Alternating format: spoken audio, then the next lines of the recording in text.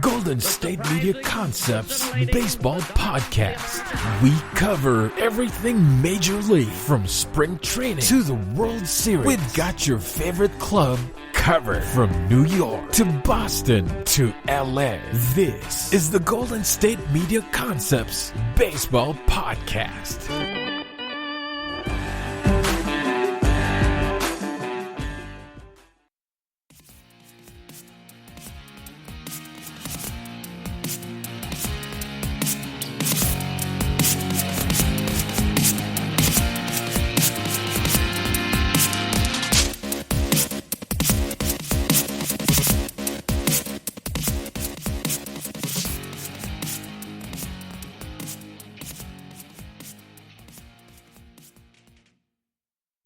Thank you all for tuning in to the GSMC Baseball Podcast, brought to you by the GSMC Podcast Network. I am your host, Evan Worley. I am back, everybody, from my week-long hiatus.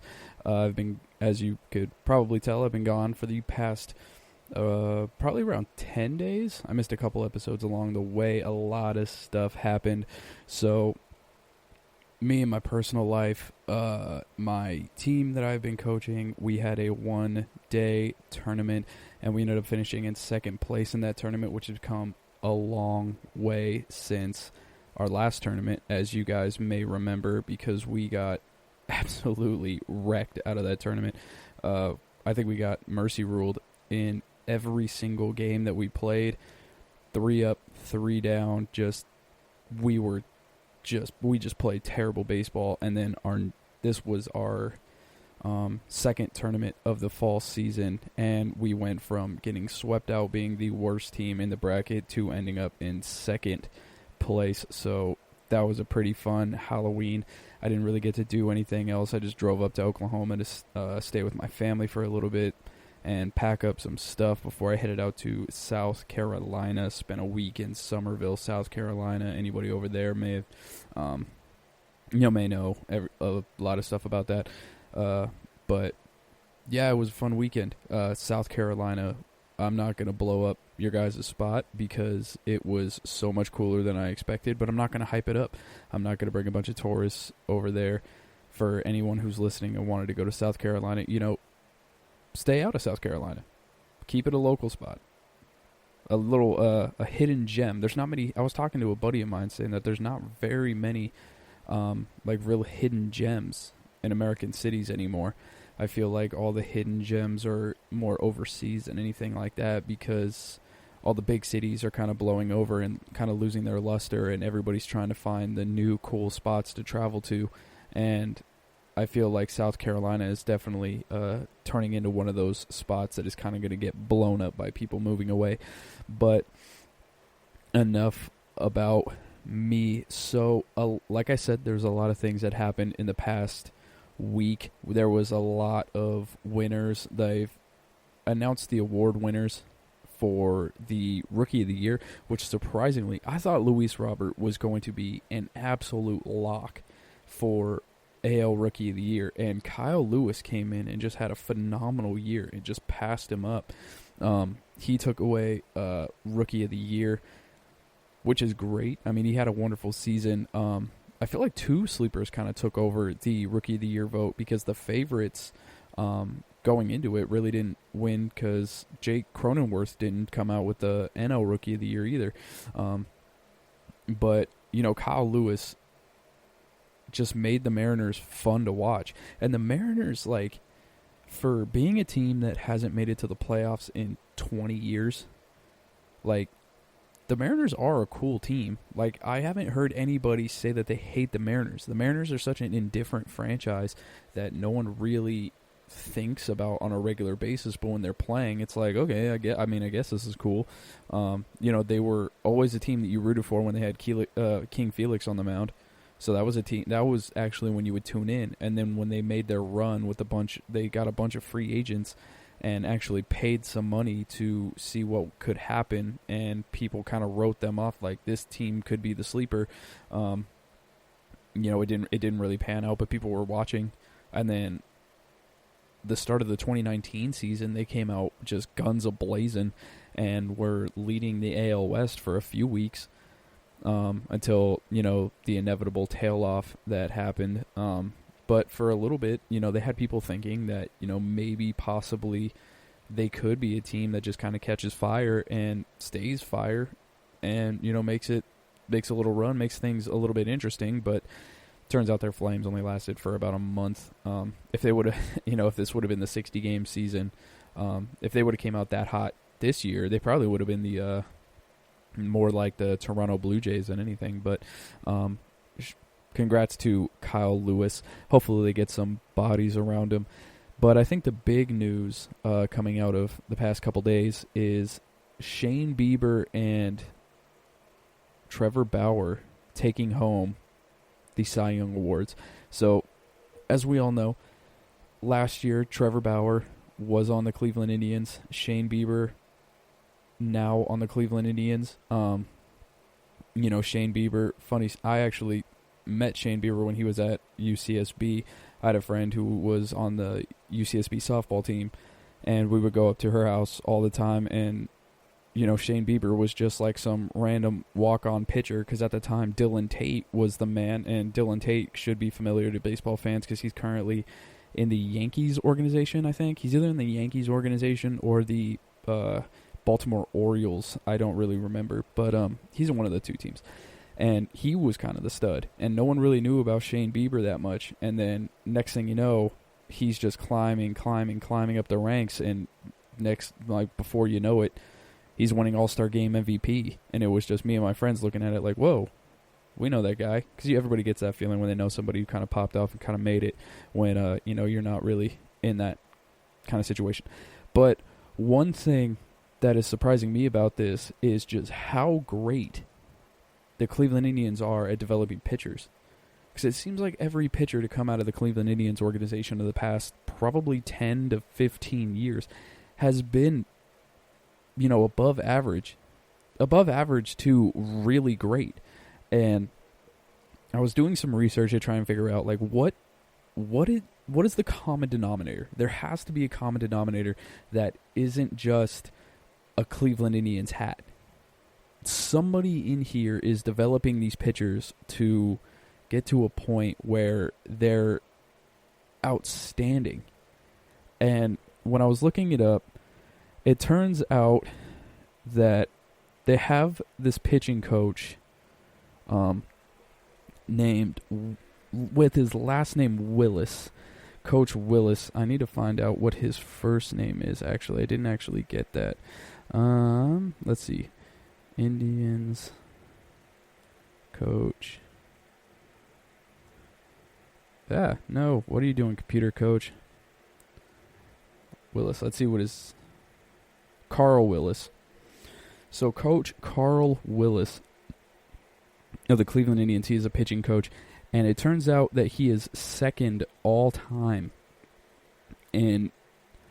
for coaches coaching up Cy Young Award winners. So he has the second most Cy Young Award winners amongst coaches.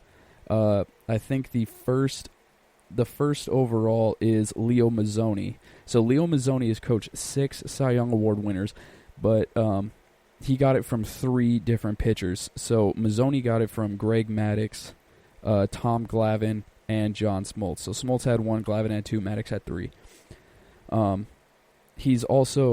Carl Willis is also tied with Dave Duncan, who was the coach of Lamar Hoyt, Bob Welch, Dennis Eckersley, and Chris Carpenter.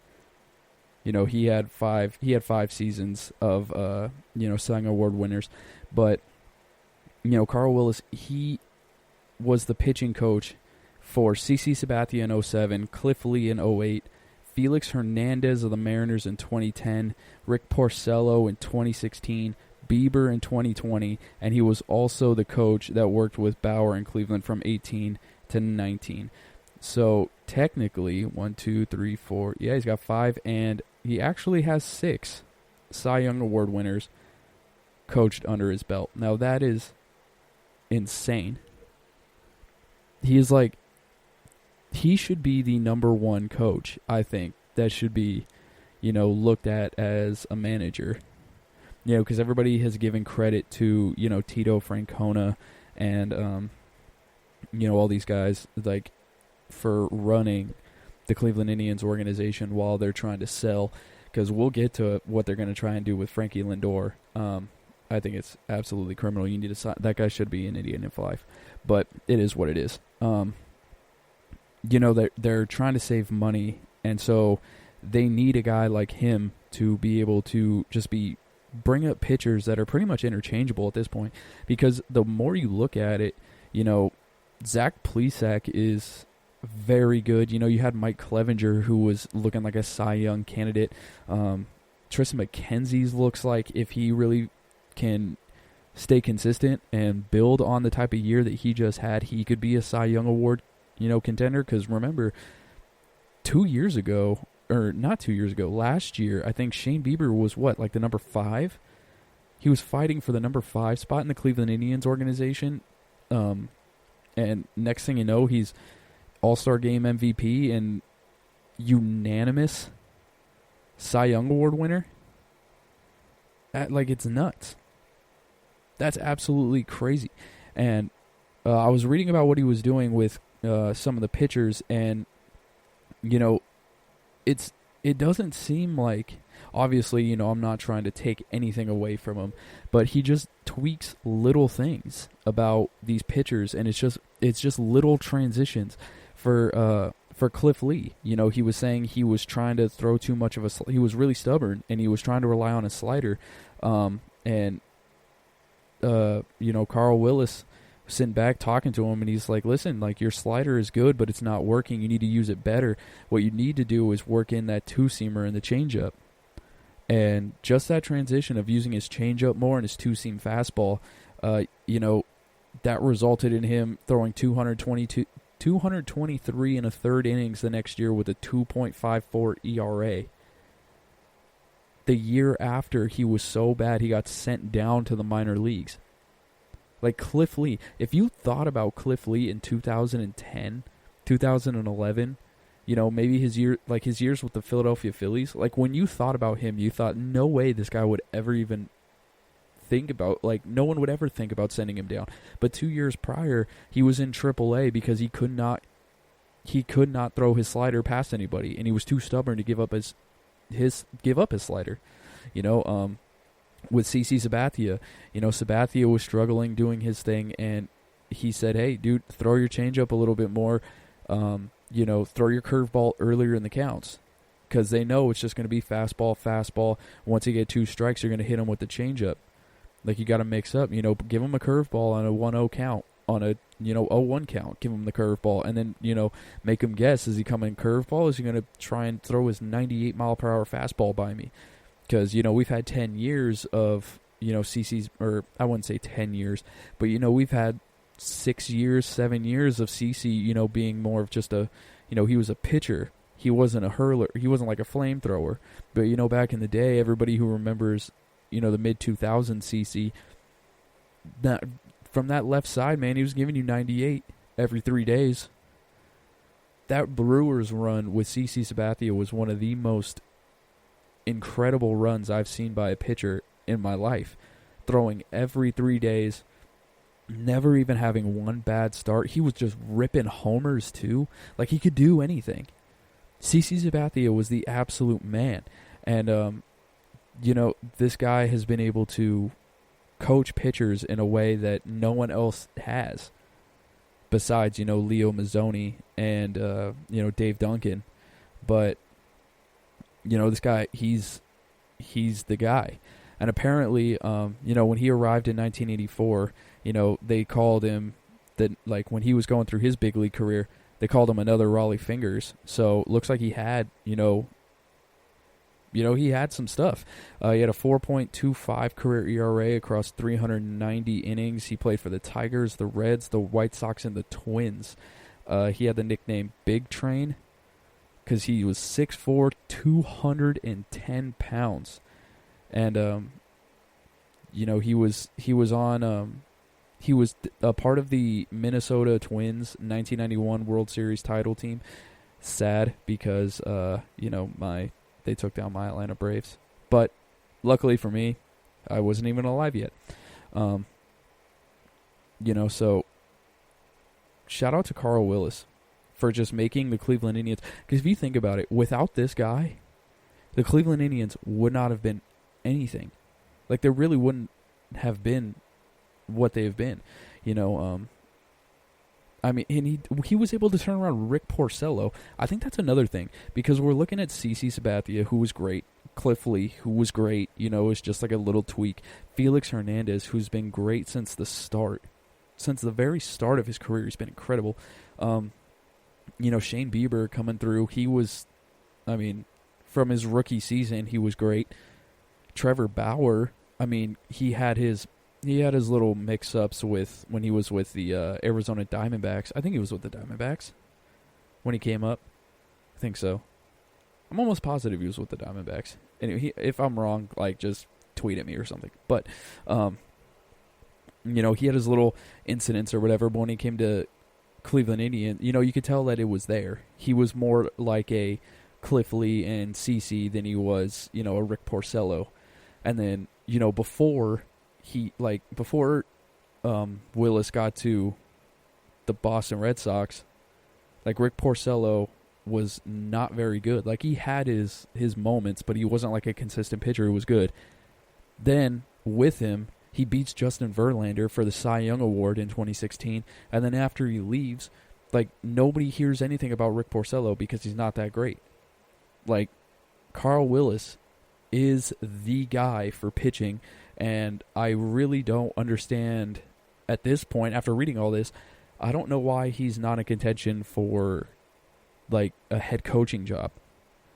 For someone who's able to handle pitchers the way that he is, especially starting pitchers in a game where, it seems like, we're relying on the bullpen pretty heavily, but we need to bring back those starters just a little bit longer.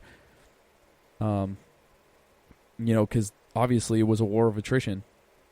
This postseason was absolutely a war of attrition in the bullpen. And, with a guy like that who can speak to pretty much all pitchers, I don't know why he would not be considered for a head coaching job. All right, everybody, I'm going to be taking my first break, and I will be right back to talk about qualifying offers and free agency. It is that time of the year. A couple pitchers have agreed and accepted the qualifying offers. A few guys have rejected the qualifying offers. And there were a few people who did not even receive qualifying offers, and I will be going over that right after this break. This is your ultimate stop for everything sports. The Golden State Media Concepts Sports Podcast. Should I say more? From the NFL, MLB, the NBA to MMA, it's all in here. The Golden State Media Concepts Sports Podcast. Listen now.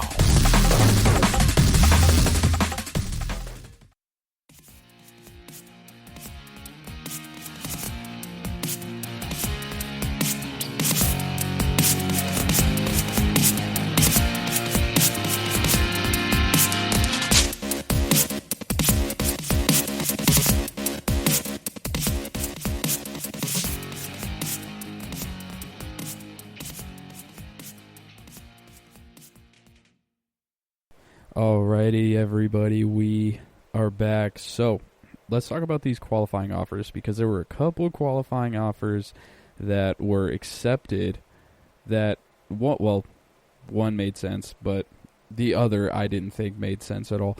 A few rejected qualifying offers, which made the most sense out of anyone. There were a few who were ineligible for qualifying offers due to being traded. And then there were a few people who didn't receive any qualifying offers that I thought might have. So let's start off with who accepted the qualifying offer. One that made sense because I knew he would not get anything more than what the qualifying offer, offered him was Kevin Gausman. So Kevin Gausman, he will turn 30 in January. He struck out 11.9 hitters per 9 innings. He got his fastball velocity was up. He was able to locate his splitter again in 2020, which was something that he was not able to do in 2019 when he started with the Braves and was traded to the San Francisco Giants. The Giants pitching staff has become rather thin. One of the thinnest pitching rotations in baseball right now. I still have a feeling that they're going to go after Trevor Bauer or find a way to get Blake Snell, especially if his relationship with Kevin Cash has been severed. We don't know that. I have heard zero rumblings about that. Everything I've read, nothing has come out saying that Blake Snell wants out of Tampa Bay, but just going by the look on his face, it's just one of those things where he might not say it, but he could feel it, and it's a typical San Francisco Giants move to be like, okay, we're towards the bottom of the barrel, we're going to get a couple guys that are going to come up from our minor league system, and they're going to be very, very good, and, they'll just go out and get a couple pieces here and there and, turn their team from one of the, worst in baseball to a, actual title contender. They're just the Giants are just one of those teams where I have a strong dislike for the San Francisco Giants, and it's just I find baseball more fun when the team that I hate is good, so I can hate watch them because they normally have players that I like when they had Brandon Crawford, and then when they got Kevin Pillar, I was hate watching players that I liked, and it was really, I don't know why that's fun to me. I really don't.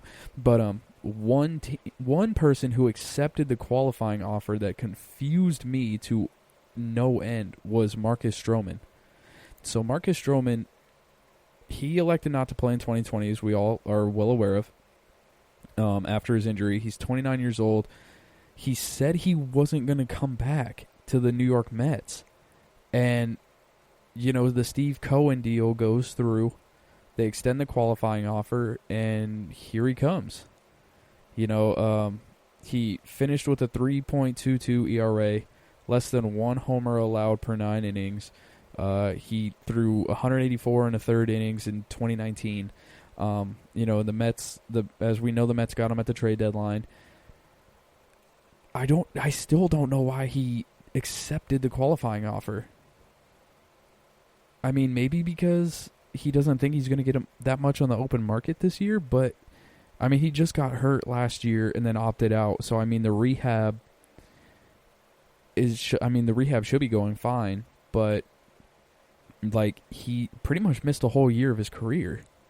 And there's a lot of question marks in the air. He has the reputation. He is the bulldog pitcher. He is he's the small guy who's going to come in and never be afraid of the big moment, and he's going to punch the other team in the face, and he's going to tell them to beat me. And more often than not, they don't. And that's what I love about Marcus Stroman. I felt like he could have used that to his advantage and gone out into the open market and really, really reeled in a ton of money. Now, if money is the only idea of what he wants, then, or the reason why he stayed in New York, then I don't think that's the case. I think it's about he thinks that Cohen's going to come out, open the checkbook, and just develop a championship team. But I don't even think that that's possible, because Cohen's saying in the next 3 to 5 years if they don't win a championship, it's going to be incredibly disappointing. But, when is a super team in baseball? When has a super team ever won? When is the team that has come out and opened up the checkbook and just flooded out dollar after dollar for players ever actually really worked out? You can look at the Angels, the entire 2010s. Whenever a free agent came on the market, the Angels opened up the checkbook and paid him an astronomical amount of money, especially if you go back to the Vernon Wells days, and none of it has ever worked out for them, and they've been cellar dwellers for forever besides the one good year in 2015. You have that on your side. Look at the Yankees. The Yankees haven't won a World Series since 2008. If you go back to 2000, they have one World Series. The past 20 years, the New York Yankees have had one World Series victory. They lost in 2001. They lost in 2003. They won in 2008, and I think that's the last time they actually made it to the World Series was 2008. And if you look at their team, they had a roster where they had Giambi, Gary Sheffield, Derek Jeter, Alex Rodriguez, Jorge Posada, Bernie Williams. They had so much more. They had so many great pitchers on their staff, and they had Joe Torre, who's a Hall of Fame coach, and they didn't make it to the World Series. They opened up the checkbook and nothing happened. You can look at the Dodgers. The Dodgers just won their first title in 32 years. They've been opening up the checkbook for how long? Almost 15 years now. Since they got Manny Ramirez, they opened up the checkbook for just any free agent was just, oh, he's going to the Dodgers. Well, apparently not. Let's look at the super team in Detroit where they had David Price, Max Scherzer, Justin Verlander. They had Rick Porcello also, who was, as we just talked about in the last segment, was a Cy Young Award winner. They had 4 quality, not just quality, I would say 3 borderline one borderline Hall of Fame, 2 guaranteed with Scherzer and Verlander. David Price, I feel like he's going to get in, but it'll take a few votes or a few years to get in with a couple of votes. And then Rick Porcello, I don't think will ever make it into the Hall of Fame. But those are 4 very, very good pitchers that they had right there, didn't get in. The Phillies, when they opened up the checkbook and got Roy Oswalt, they had Roy Halladay, Cliff Lee, Roy Oswalt, and they had another pitcher, and Cole Hamels. Those are 4 pitchers right there. They didn't make it to the World Series. There's so many instances where teams just open up the checkbook and are like, okay, let me just buy everybody. Look at the Phillies right now. They bought Didi Gregorius. They bought JT Realmuto. They traded for JT Realmuto, but they're going to try and buy him again. They got Bryce Harper. They bought Jake Arrieta. David Robertson. So many players were on the open markets, and they just were like, here's a blank check. Come here. And nothing has worked. They haven't worked out. It's all about team chemistry, and he thinks that he can just open the checkbook and just buy all these players. Well, if they don't gel and they're not a cohesive unit, then what are you going to do? You're just going to be spending a lot of money for a mediocre team. The Phillies haven't even made the playoffs with those guys. Granted, it's only been a couple years, but still. You have all those guys, you have all those big names, and you still haven't even made the playoffs? So what is Marcus Stroman, what is the point? You had so many opportunities to go to other teams that have a legitimate chance of making it to the World Series and are a cohesive, gelled together team where you can fit in seamlessly as just like the guy, because you have the personality for it. You just get after it. But if you have a whole new team that hasn't gelled yet, and you're just kind of a bunch of guys, a bunch of ragtag dudes thrown together. Granted, if they're able to get George Springer or JT Realmuto and all the guys that they're looking to get to pair him with, with Jacob deGrom and Noah Syndergaard. But what does your bullpen look like? Edwin Diaz hasn't been very good. I mean, they did this. They've already done this with Edwin Diaz and getting Marcus Stroman, and getting, I forget who else they got, but they got some other guys. And then there's a rumor where they're I'll get to this in the next segment, but they're looking after Frankie Lindor to help build the super team, and I just don't understand it. It doesn't make any sense to me. Maybe they're going to use him as a trade piece to try and get another big name player, but I don't know what his allegiance is to the New York Mets. Why? I don't think he owes the Mets anything, so I don't know why he would be so inclined to help the Mets do anything. But, I mean, I guess it is what it is at this point. He accepted the qualifying offer. He's going to be a Met at the 2021 season. Maybe he'll be a part of the package deal to get Frankie Lindor. But even then, who wants to go to the Indians? Why would you put yourself in that position where it's like, okay, I'm going to sign a 1-year deal, and you can trade me wherever you want to. And, a lot of teams probably aren't going to accept me on a 1-year rental package to give up a bunch of prospects so you guys can be good. And then... Or I can just go to a team that is, kind of a bum team that'll just take me as a contract so you can get a big name who has a bigger contract. Like a contract dump in exchange, sort of a thing. Kind of like the Chris Paul to Oklahoma City to get Russell Westbrook. You know what I'm saying? It doesn't make any sense to me. It really doesn't. But, I mean, it is, like I said, it is what it is. He's a Met. And I guess we'll see what they plan on doing with him in the future. So let's talk about the rejected qualifying offers because, everybody figured out who they really are. So, number 1, Trevor Bauer, obviously, he's going to get an insane amount of money. he's worth way more than the $18.9 million he would have got if he signed the qualifying offer, because he won the Cy Young. He had a 1.73 ERA. We talked all the time on this podcast about what Trevor Bauer is going to do. What he was doing this past year, how he was first in pretty much everything.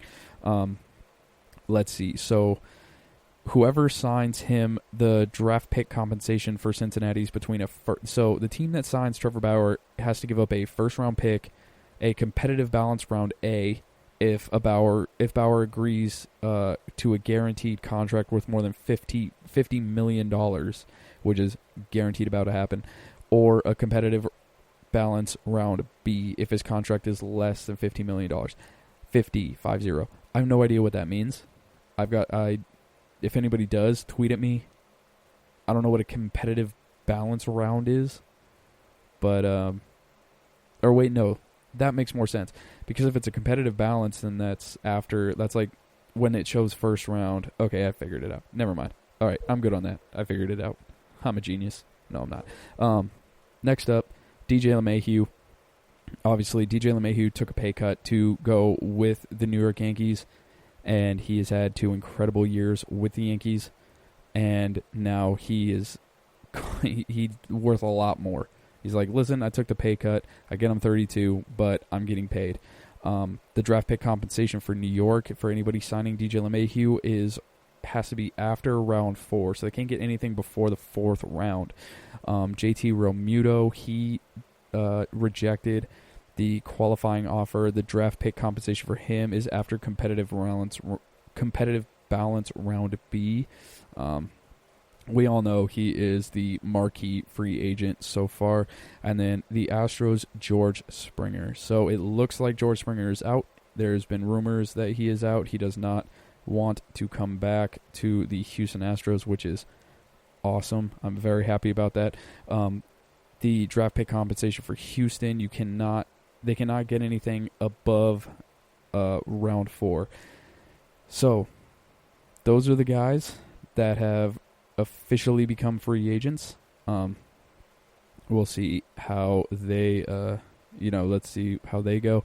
So let's look at the people who were ineligible to get a qualifying offer because they were traded during the year. Jason Castro of the Padres, Tommy La Stella of the Athletics, Mike Minor, Kevin Pillar, Robbie Ray, who is currently signed with the Blue Jays, so I think he's fine. Jonathan Villar and Taijuan Walker. So they were traded during the year, so they could not be extended a qualifying offer. So far, the only person I know who's been signed is Robbie Ray, and I think he was only a year for $8 million. Not bad. These are other people who are ineligible prior qualifying offer.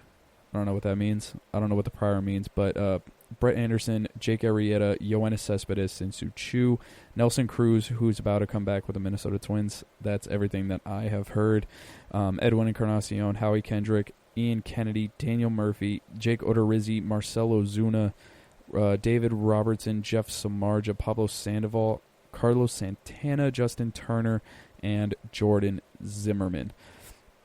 They were ineligible to get a qualifying offer, so they did not. Now, here are people who could have received a qualifying offer, but didn't. Andrelton Simmons, Michael Brantley, Josh Reddick, Liam Hendricks, Marcus Semien, Yadier Molina, Jose Quintana, Jock Peterson, Blake Trinan, Didi Gregorius, Jackie Bradley Jr., Alex Colomé, James McCann, James Paxton, and Masahiro Tanaka. So, surprising on the list, I thought the Athletics would go after Liam Hendricks. He had a very good year. I thought the White Sox would extend Alex Colomé just because he has had such a great year. I'm not surprised that James Paxton is going to be a free agent. He's kind of stunk up the place in the Bronx. Masahiro Tanaka, he's getting pretty old. It looks like the Yankees are going to try and upgrade pitchers for their rotation. It doesn't look like Masahiro Tanaka is going to be back there. Jackie Bradley Jr., I don't know if I'm surprised by that or not. Everybody's been telling me how good Jackie Bradley Jr. is, and I get that he's good defensively, but everybody tells me about how good he is offensively, and I've just never seen it. I've always been so skeptical about Jackie Bradley Jr. I don't think he's really that great. Jose Quintana, for the Cubs, I wonder who they're going to go after to replace Jose Quintana. Maybe they go after James Paxton. Maybe, the Big Maple, maybe the Big Maple comes and makes a return. So there are some teams, they didn't. So there was a lot of things that I read about that were kind of, weird that I need to. Let's see. Let's read this little bit. So, penalties for signing players who reject their qualifying offer. So, any team that signs a player rejecting a qualifying offer is the loss of one or more draft picks. Everybody really knows that. That did not do anything to, really break any ice. A team that exceeded the luxury tax in the preceding season will lose a second and fifth highest selections in the following year's draft. Ooh. As well as $1 million in its international bonus pool for the upcoming signing period. If such a team signs multiple qualifying offer free agents, it will forfeit its third and sixth highest remaining picks as well. Good gravy. So you're probably only going to want to sign one person who rejected a qualifying offer. So I don't see.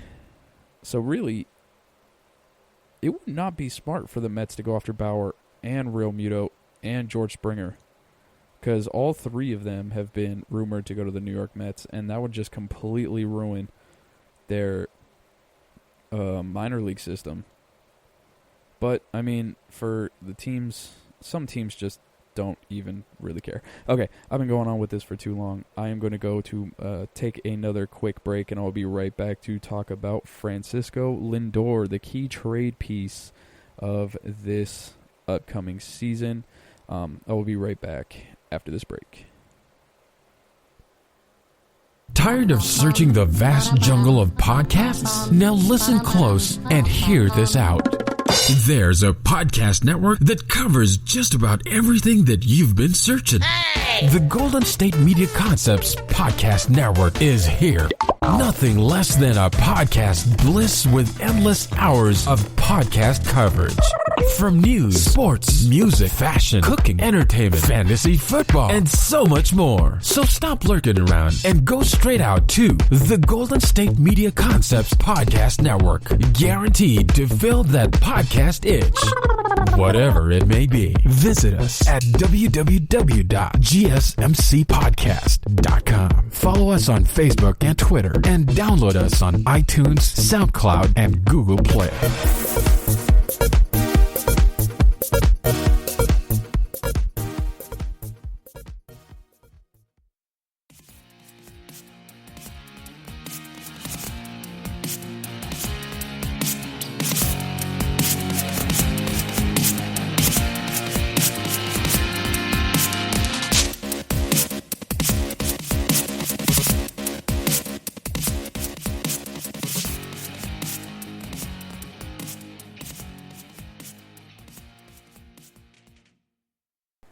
Alrighty, everybody, we are back. So let's talk about my guy, one of my favorite players in the entire league, probably my favorite player, but I would say top two favorite players that's not on the Atlanta Braves.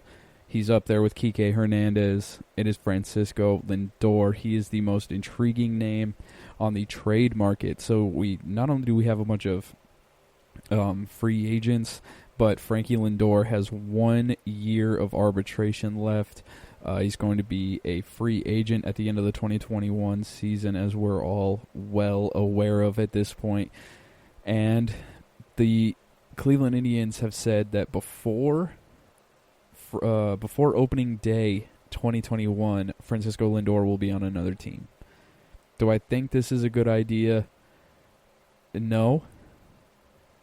But it's not the worst idea.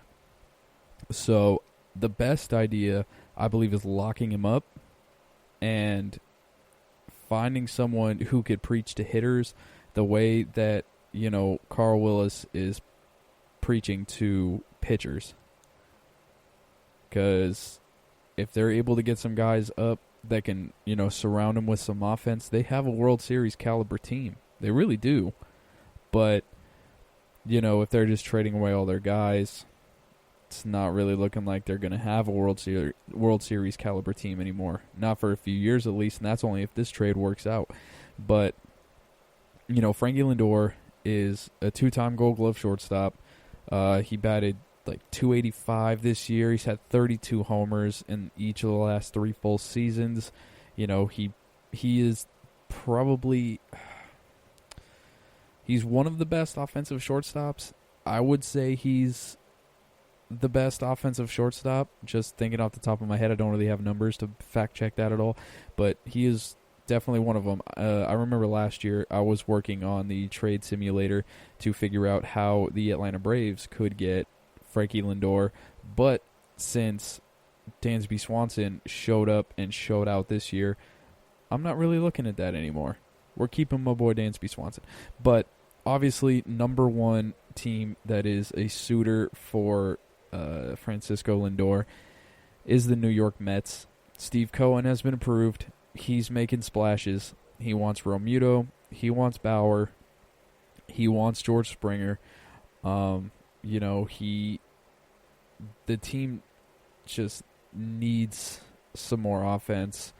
The Mets have, they have a bunch of young shortstops. They have Ahmed Rosario. They have Andres Jimenez, Ronnie Mauricio.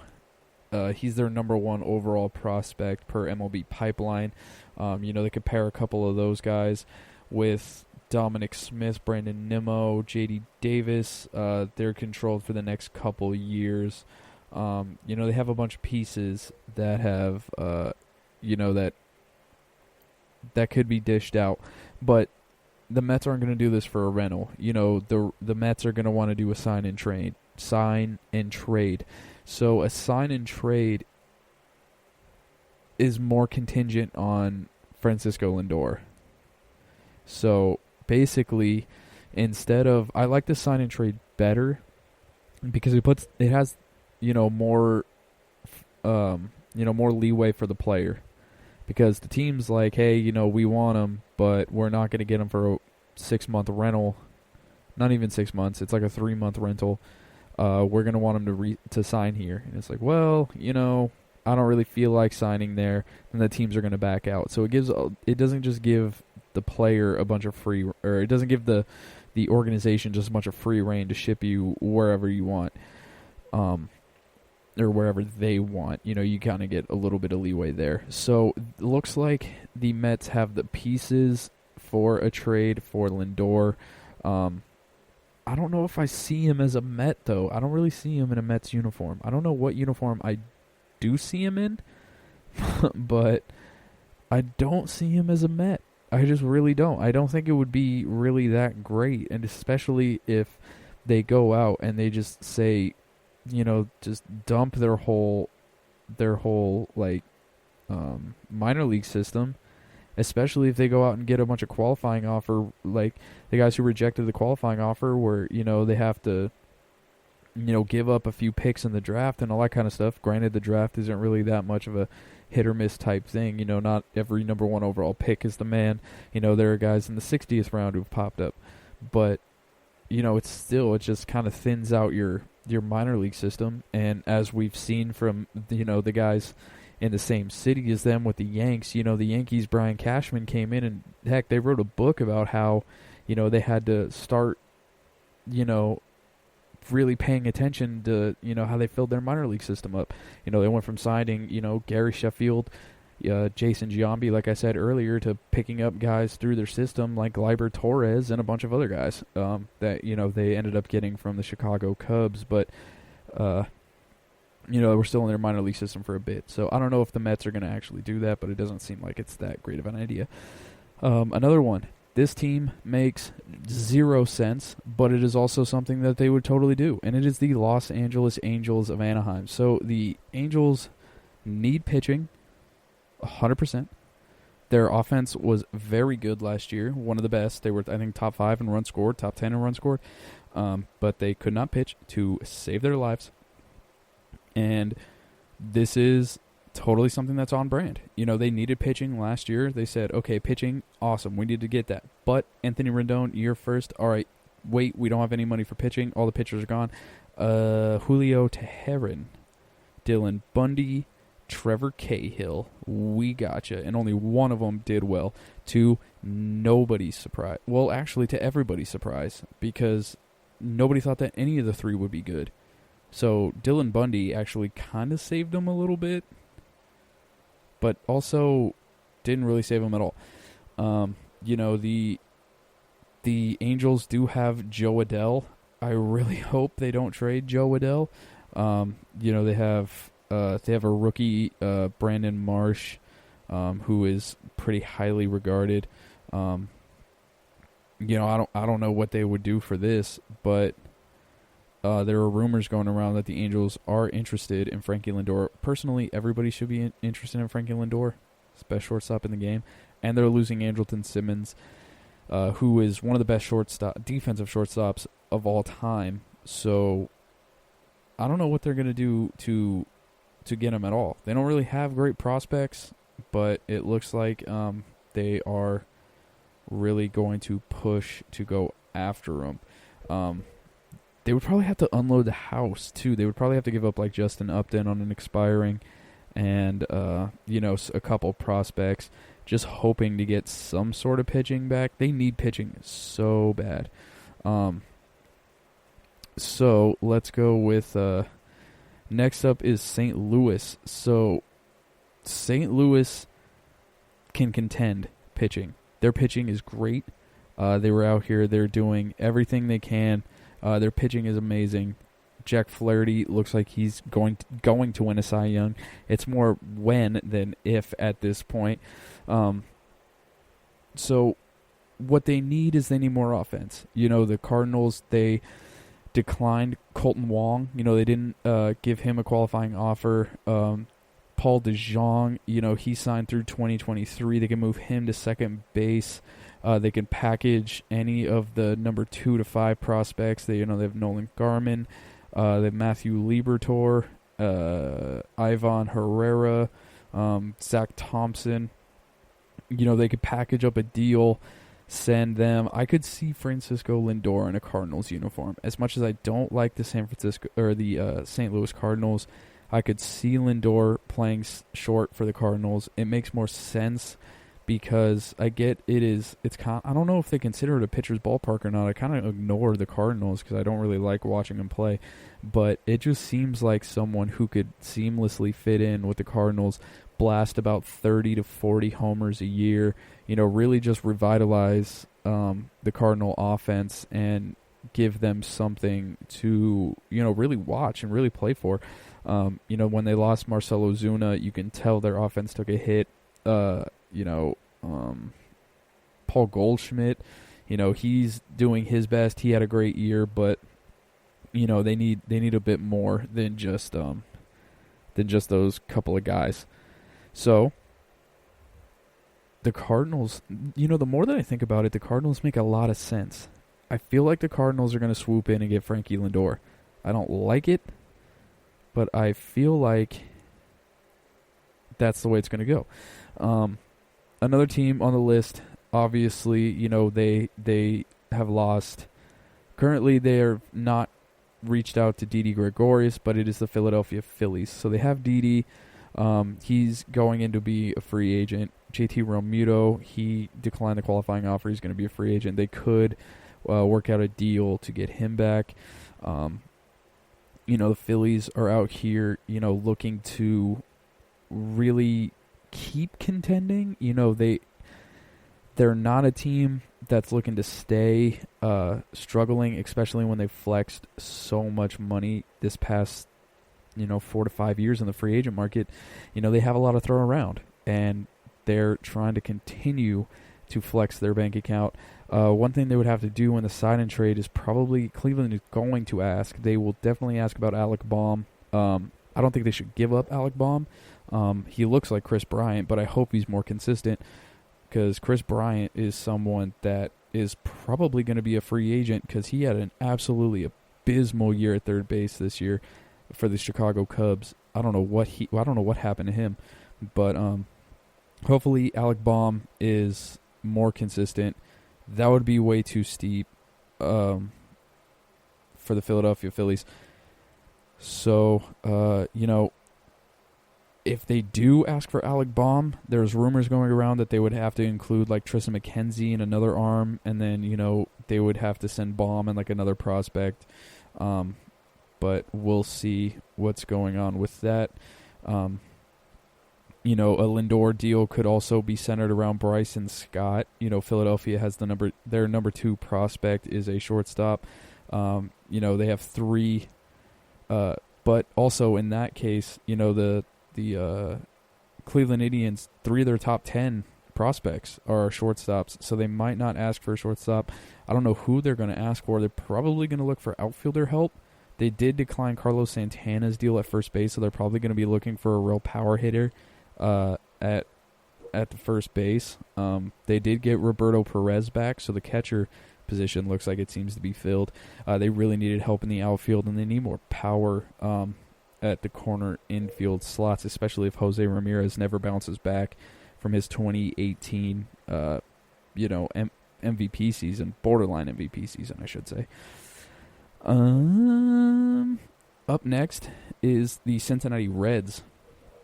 So the Cincinnati Reds, they were talking about Francisco Lindor a year ago when, they got Trevor Bauer. They were hoping to get Bauer and Frankie Lindor, but I think that would have been too steep. Cleveland showed interest in Nick Senzel. The Cincinnati Reds did not want to give up Nick Senzel. It looks like. They had they needed Frankie Lindor. That trade, if they would have went down and got Lindor, they would have done a lot better against the Atlanta Braves than they did. They had a .212 team batting average, 2 shutouts in the postseason. Freddie Galvis is a free agent. It doesn't look like the Reds have a shortstop for opening day. As of right now, obviously they're going to bring somebody up. But, Bauer's going into free agency. They might not be able to get him. So, with Bauer gone, Freddie Galvis gone, they might have the flexibility to go out and get Francisco Lindor and, sign him to a major extension. One thing that might hold him back, though, is I think Lindor really wants to compete. And as much as the Cincinnati Reds look like they're in a position to compete, it really does come and go in waves. They compete. They drop down and suck for a long time. They compete, they drop down and suck for a long time. They compete for a little bit, drop down and suck for a long time. And it looks like they're going to compete, but, they look like they were going to compete in the early 2010s, and it didn't really work out that great. So he might take that into consideration. He might talk to Luis Castillo and see what the other pitchers are talking about, like what's going to happen with them, because for something like that to go down and him to sign a really lucrative contract with the Cincinnati Reds, and with Joey Votto he's gonna retire at some point. He's only he's in his early 30s, I think, early to mid 30s, so he's gonna be out of the league some point soon, probably within this Lindor contract if he does sign. Luis Castillo's gonna have to be paid. They're gonna have to pay Amir Garrett. Fix up their bullpen a little bit. Figure out who is going to anchor their starting rotation along with Luis Castillo if they're not able to get Trevor Bauer back. Like, who's going to be a part of the lineup with Francisco Lindor? Can they stay in this area? Can they go out and get big-name free agents to join in on the Reds? Or is this just going to be like they just make trades at the deadline and hope that they can, get sign-in trades ultimately for players to leave in the end? That's something that he's probably going to worry about in the long run. And to close them off, obviously, they're the 2 teams that are in on everybody, like literally everybody, the Dodgers and the Yankees. The Dodgers make more sense than the Yankees. The Dodgers can give up Gavin Lux. With Kike Hernandez going into free agency, they're going to be going after Justin Turner to bring him back. Gavin Lux, I'm not sold on him. He did hit a homer in his first at-bat in the postseason. Just what Dodgers do, but I I'm not sold on him. Everybody's super hyped on the guy. I'm really not. If you can package him up, move him to second base. You have Muncy at first, Lindor second, Seager short, and Justin Turner at third. I'm sure they have. They have Edwin Rios too. They can send Edwin Rios over there. He showed that he can flex his power at third base. Maybe they want to keep him just in case something were to go wrong with Justin Turner, or so maybe they send another another prospect over to Cleveland. You never really know. I don't think that the Yankees are going to go after him. The Yankees are in on everybody. There's probably a 0.1% chance that he actually ends up going to the Yankees in my eyes. All right, everybody, I'm going to be taking my final break, and I'll be right back with our free agent focus. My guy, Marcel Ozuna. Want to know the latest in soccer? Then listen to the Golden State Media Concepts Soccer Podcast. From MLS, the World Cup, and the Premier League, we've got you covered. The latest updates, the hottest matches, and news on the league's top players. It's the Golden State Media Concepts Soccer Podcast. David Beckham scores the goal to take England all the way to the World Cup finals. Listen now.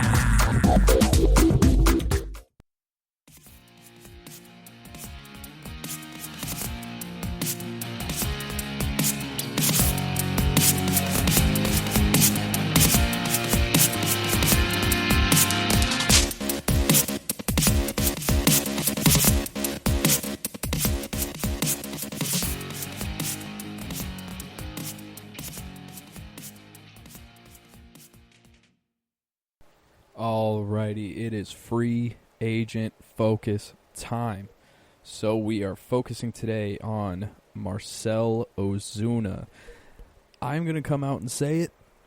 He was by far the most influential bat in the Braves lineup this entire season. I get that Freddie Freeman has a case for MVP. I have a feeling that this man is going to win the MVP. But there was something about Marcel Ozuna. He was by far the most influential bat in the lineup, especially in the postseason. Freddie Freeman's been around for a long time, and I've seen him in the playoffs more years than not. I would say it's probably been about a 5-5 split, I would say. No, so it's not more than not, but you get what I'm saying. I've seen him a lot in the postseason. Never has he delivered in the postseason like he did this year. And I have a feeling that it was because behind him he had a known a guy who could come out in the postseason and absolutely deliver. And behind him they had Travis d'Arnaud, and he came out and was able to deliver game after game. Up until Travis d'Arnaud was the best in the NLDS against the Marlins. He wasn't that great in the CS. CS, he was pretty bad. But, for what he's done, he's been a great player. Marcel Ozuna, I feel like he needs to come back to the Braves. I really hope he does come back for the Braves. Being so close to coming so close to the World Series this year, going to NLCS in back-to-back years, the guy he just delivers. On opening day, he's going to be 30 years old. In 2020, he played 60 games, 338 batting average, 431 on base, 636 slugging percentage. He had 18 homers, 56 RBIs, 38 runs, 175 OPS plus.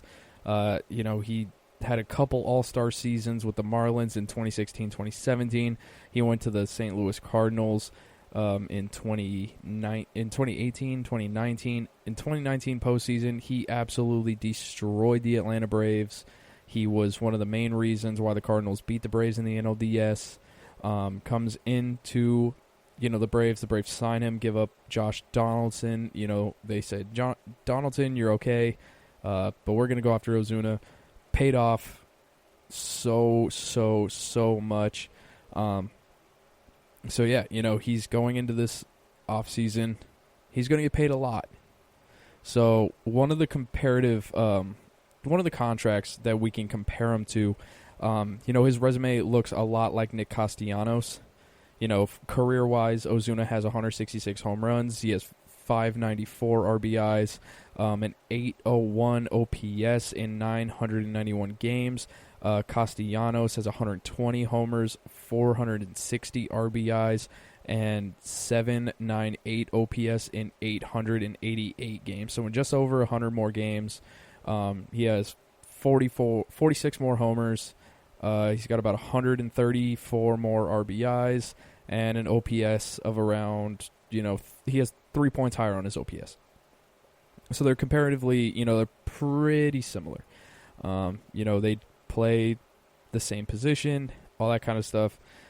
Nick Castellanos, he signed a 4-year, $64 million deal with the Reds last winter. He has opt-outs after both the this season and 21 season, as well as a mutual option in 2024. So Ozuna should be able to, he'll land a contract, something around that, 4 for 60, 4 for 70, something like that. I would say probably 4 for 70 is what we're looking for Marcel Ozuna, especially since he's only 30 years old. And by the time that contract's going to be over, he's going to, most likely deliver a lot, and he's going to have the universal DH by then, so he'll be able, you're going to see Marcel Ozuna for around 10 more seasons, barring some sort of injury. So some suitors that are looking good to sign Ozuna. Obviously, it's Atlanta. I'm not going to dive super deep into that. They have the money. Alex Anthopoulos, he's done a great job getting the contracts of Ozzy Albies. Dansby Swanson's under contract. Acuna's under contract for the next 8 years, 9 years. So a multi-year deal with something like that is very affordable for him. He should be able to go out and get him. But moving on, number 2, the Chicago White Sox. So the White Sox were aggressive last winter. Obviously, they got Yasmani Grandal, who I feel bad for because he just left the Dodgers and they won a World Series. Kind of sad, but he's on the White Sox, and the White Sox are looking pretty good right now. Dallas Keuchel and Edwin Encarnacion. They got Jose Abreu a new contract. They went out and they spent a bunch of money. Edwin Encarnacion was a 1-year deal. It looks like he's going to be gone. I don't think they're going to re-sign him unless they miss out on Marcel Ozuna. So I think they're going to go full steam ahead on Marcel Ozuna. That would make the most sense, at least, especially because he fits in with their mostly international lineup. That was one thing that the Braves did well with because they had such an international-heavy team. You saw Marcel sitting in there with Ozzy Albies and Ronald Acuna after pretty much every at-bat. He was around Johan Camargo all the time. You see the outfield of the White Sox with Robert. They got Eloy Jimenez, Yoan Moncada. There's just a lot of international signings on that team. He would fit in very well. Seems like a pretty likable guy. They got Noar Mazzara as well, so he could really help out. I feel like whoever doesn't get Marcel Ozuna out of those two is just going to go after Edwin Encarnacion. I don't think the Braves would go after Encarnacion, but they do really need Marcel Ozuna to come back. Number 3 is the Boston Red Sox. Jackie Bradley is a free agent. They could shift Andrew Benintendi to center field. JD Martinez is, he's going to be a free agent after 2022 unless he opts out after next season, which would open up the DH spot, which would be sad because they decided to keep JD Martinez instead of Mookie Betts. What a horrible decision that was. Let's see. And they also, I forget who their rookie was, but they had a rookie outfielder that came in and was just absolutely raking. I don't remember who that was, but he seems like it's going to be a good fit. Hopefully Benintendi will figure out what he really is, because in college he was amazing. He came out, he was very good during their World Series run. He was very bad in 2019, very okay-ish in 2020. So maybe Benintendi will figure out where he really fits in and who he really is as a player, so they can keep him around. Put Marcel Ozuna in left field. It's not very far. He doesn't have to cover a lot of ground. It's pretty much just getting Manny Ramirez back, because that ballpark, he would make it look like a high school field. It's there. If they sign Marcel Ozuna, it's just the Red Sox getting Manny Ramirez back, except a bit lot less goofy, I would say. Let's see, number 4 on the list, we have the Cardinals. So the Cardinals, obviously, their offense was terrible last year. They're going to go after Lindor to try and get, some pop back. Maybe they have realized that, they should have offered a little bit more than the qualifying offer to Marcel Ozuna last season. So maybe they will open up the checkbook, bring him back, and turn into the power. Because they're able to get him, and they're able to get Frankie Lindor back. And, Tyler O'Neill, takes advantage of his opportunities. Finally, that would be great. Paul DeJong, I think, is very good. I know Matt Carpenter's kind of falling off. Yadier Molina, they need to extend. But, yeah, there's some things that the Cardinals need to do. But I think adding potentially Lindor and Marcel Ozuna will take them back to the top of the NL Central, because I don't think the Cubs really have enough pieces to have legit longevity, I would say, in the NL Central. I think their clock is ticking, to be fair. Next up, there are rumors going around that the Texas Rangers are looking to sign Marcel Ozuna. I don't know why. They need so much more than just than Marcel Ozuna. I get that he's very good, but their pitching is bad. Their offense isn't very great. They don't have people who can get on base. The Rangers left fielders had a collective 4 home runs and a 594 OPS plus, and their DH spot produced a league worst 575 OPS with 4 home runs. They have a lot more to figure out than just Marcel Ozuna. Their pitching was not good. Granted, they're not scoring any runs, but they need people who can get on base. I don't think Marcel Ozuna is going to look at that and just going to, eyes bug out of his head like he's a cartoon or something, unless they offer him $100+ million, in which case they're blowing it even more and just, wasting him. So I don't think I don't know why the Rangers are on here. I don't think they're a good fit, but it turns out that there are some rumors that the Rangers are going after Marcel Ozuna. I do not expect him to go there at all. Another team where I don't expect him to go, but they're going to push for him, is the Houston Astros. So Springer, Brantley, Josh Reddick are leaving. Kyle Tucker, Yordan Alvarez are the lone outfielders under contract. Kyle Tucker is very good. I do like Kyle Tucker. He doesn't wow me defensively. Yordan Alvarez, I've never even seen play defense at all, so I feel like he's going to be just Nelson Cruz, just minus the consistency. So adding Marcel Ozuna to that outfield is just going to be a triples machine for every other team that walks into Minute Maid. I don't think that it will work defensively unless they just find a way to position them in the optimal positions for every single at-bat ever. Because I really don't see that. Losing Springer on defense is huge. Losing Brantley, Brantley's not stellar, but he's okay at defense. He's average, I would say. I would give him the label of average. And then, at the plate, he's very good. Marcel Ozuna is very below average on defense, but he is very good at the plate. So I guess that might even out in their case. I don't know. I don't expect him to go to Houston. The Minnesota Twins are going to push after Marcel. Their outfield is pretty set. They have they have the exact opposite of an outfield as the Astros. They're very good. Byron Buxton is probably one of the best defensive center fielders in the game, up there with Trout, Robert, and Kevin Pillar. You got so many more.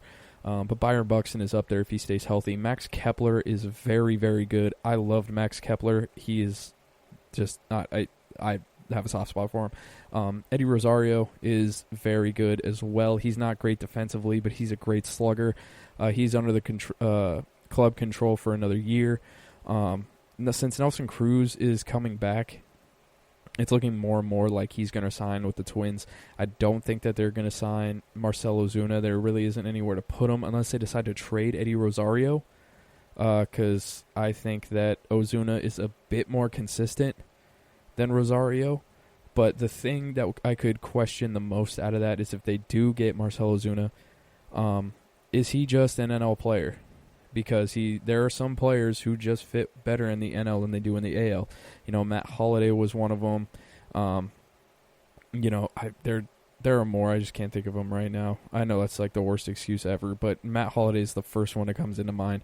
Great with Colorado, went to Oakland, just was absolute garbage. And then they trade him to St. Louis, and he immediately becomes great again. Then he goes, at the end of his career, to New York, and he looks just lost. Doesn't make any sense. But the AL, he was trash. NL, he was great. I don't know what does it, but something happens. One team that is pushing for him, there are rumors that scares me the most. I feel like this is going to be the most intriguing team for him to go to outside of the Atlanta Braves and the White Sox is the San Diego Padres. So San Diego has a huge need for Marcel Ozuna. If the designated hitter stays in the NL, Tommy Pham, Trent Grisham, and Will Myers was their outfield. Tommy Pham was good until he wasn't. Trent Grisham was really good until he wasn't. And Will Myers looks like he's really turned a corner and is kind of living up to the expectations that everybody kind of set for him before the season. If there is a DH, the universal DH staying in the NL, Marcel Ozuna can fit in perfectly. If you have a three-headed monster of Tatis, of Manny Machado, and Marcel Ozuna paired with Will Myers and Eric Hosmer, those are five guys. That is a five-headed monster in your lineup every single day that is probably all going to bat between 275 and 330 with about, respectively, between 20 to 40 homers apiece. And I would say between, 70 to 110 RBIs apiece. Those are just like, for Will Myers, he would probably be towards the 275, 25 homers, 70-something RBIs roughly. And then I would consider Marcel Ozuna to be around 330-ish. He would probably be somewhere around 40 homers and 110 RBIs right behind Machado and Fernando Tatis.